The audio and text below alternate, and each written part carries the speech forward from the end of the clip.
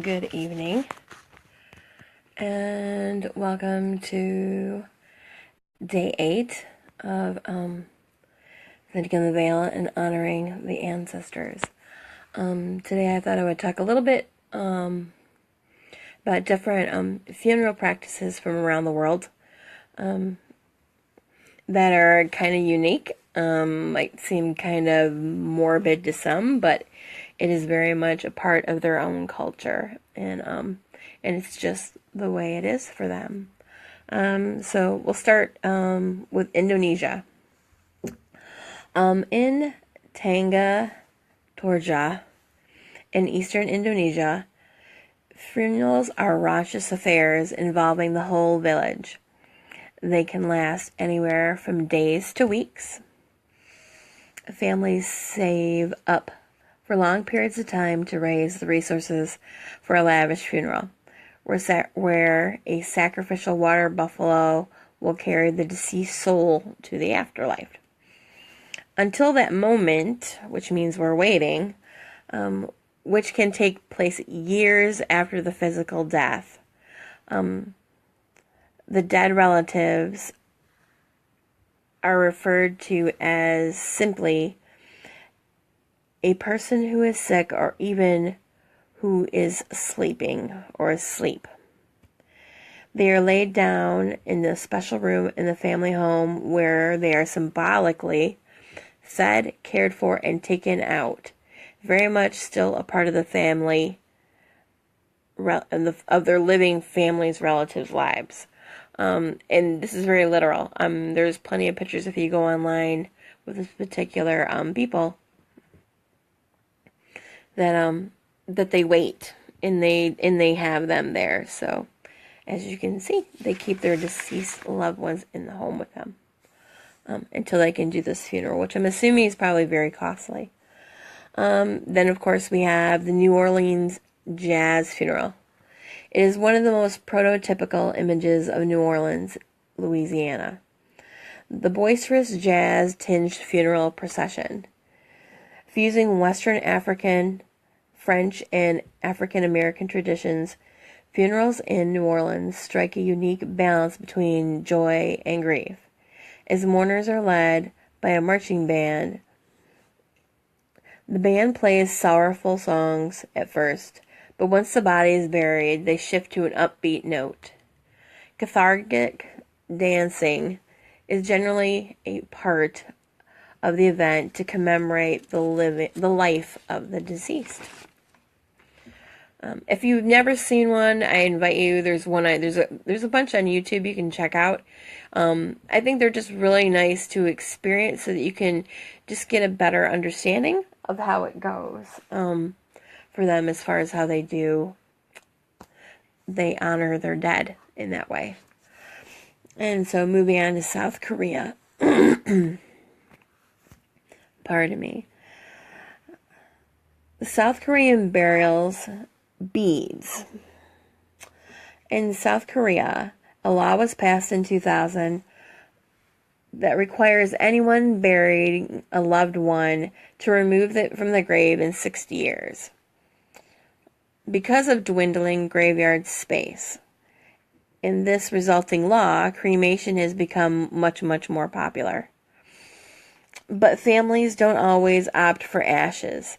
Several companies there in South Korea compress the remains into gem-like beads into turquoise, pink, or black. These death beads are then displayed in the home. That definitely, I don't know, I kind of like that idea. It's kind of cool. It's kind of almost indicative to people now getting their cremated remains done of their loved ones. I don't know if they use all or in part, where you can get them blown into glass so that you can have it as a paperweight. So, hello, Christy. It's just really unique. I probably will end up doing that because my dad's ashes and my brother's ashes are here. And I think I would really like to have that certain piece in my house. So I will eventually do that. Then we're going to move on to the Philippines now. These are different, and these vary throughout the country, or different islands in the Philippines. Many ethnic groups in the Philippines have unique funeral practices. The Bangetu of northwestern Philippines blindfold their dead and place them next to the main entrance of the house. Their Tengu neighbors dress bodies in their best clothes, sit them in a chair, and place a lit cigarette in in their lips. Hello, daughter of mine, I love you. The Cavitino, who live near Manila, bury their dead in a hollowed-out tree trunk. When someone becomes ill, they select the tree where they will eventually be entombed. Meanwhile, the Apoy, who live in the north, bury their dead under the kitchen. Now that, I don't know how I feel about that one. But anyways. I don't know, somehow bones under the kitchen. I just think zombie apocalypse. No disrespect, but that is a little bit different. I'll give him that. Let's see. As we move on to Mongolia. Sky burial in Mongolia and Tibet. Many Vinyari Buddhists, I probably butchered that word, by the way, in Mongolia and Tibet believe in the transmigration of spirits after death, that the soul moves on. While the body becomes the empty vessel, to return to the earth, the body is chopped into pieces and placed on a mountaintop, which exposes it to the elements, including vultures. It's a practice that's been done for thousands of years, and according to a recent report, about 80% of Tibetans still choose to do this as a practice. So, it's kind of, I really am not, it doesn't faze me to know that they do that, so it's definitely interesting. Because they, I'm assuming, value the journey and the need for that to be done. Then we'll move on to Balinese. Balinese cremation, strange as it seems, it is in their cremation ceremonies that the Balinese have their greatest fun. Miguel Corvabias, which I'm assuming I butchered again, wrote in the 1937 book Islands of Bali. In 2008, the island saw one of its most lavish cremations ever, as Anggu Suyasa, head of the royal family, was buried along with 68 commoners. Thousands of volunteers gathered to carry a giant bamboo platform, an enormous wooden bowl, and a wooden dragon. After a long procession, Sayasa's body was eventually placed inside the bowl and buried as the dragon stood witness. In the Balinese traditions, cremation releases the soul so it is free to inhabit a new body, and in doing so is considered a sacred duty. I'm good with death by fire. That works for me. Let's see. And then in Madagascar, we have the turning of the bones. The Malagasy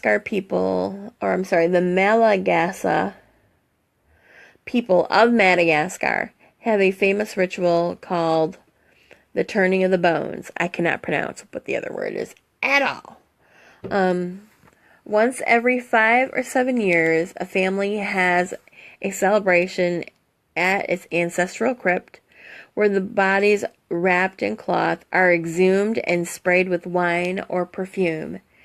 As a band plays at the lively event, family members dance with the bodies, some For some, it's a chance to pass family news to the deceased and ask for their blessing. For others, it is a time to remember and tell stories about the dead. So those are just a few of the different cultures. There was one, and the name of the country escapes my name, and I think it's in Africa, where they actually make the coffins that you're buried in are symbolizing what you did in life. So if you were a pilot, you would end up with a plane. One of the examples, also too, was someone was a really devout Christian, so they were buried in a giant Bible. Why do I see my mother going in one of these? I'm just kidding. Well, not kidding, but kidding. It would be so befitting. Anyways, I shouldn't make fun of it. That's what you do, But, that is it for tonight. So I hope you found those kind of interesting, if not a little bit out there. But hey, I'm not going to knock someone else's party. If that's what works for you, that's what works for you. Because we got our own things going on. Also, too, just another note that there are a lot more, very funny, Clarissa and Alyssa. Do I get McDonald's?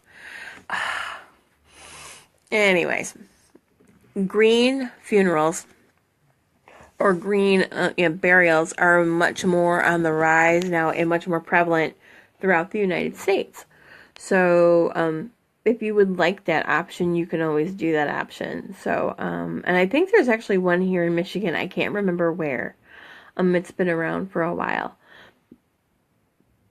Weigh this carefully. That means that you too could come back and be a zombie. No, I'm kidding. Cremation, only way to go. Okay. No, I'm just having fun with this. But anyways. But I think that's a really nice option. I wouldn't mind coming back as a plant. Because they have those pods where you can go ahead and do that and have your ashes and stuff all put in that, and they send a pot with a tree and stuff like that. So, why go back? Why not go back to where you came from in creation? So, I hope you enjoyed that. Again, tomorrow we will see what I can come up with to share with you for honoring the ancestors. And I hope that you have a wonderful night, that you had a wonderful day, and then I will talk to you tomorrow.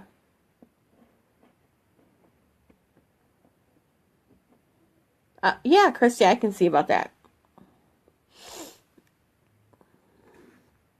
Yep, I will see what I can do about that. She was asking, could you talk about the Druids celebrate third harvest in Samhain? Yep, I will look into that, and I will let you know. So I guess we'll do that tomorrow. Okay. Anyways, aho, much love to you all, and I hope that you have a great night. Bye, Alyssa. I love you. Bye, everybody.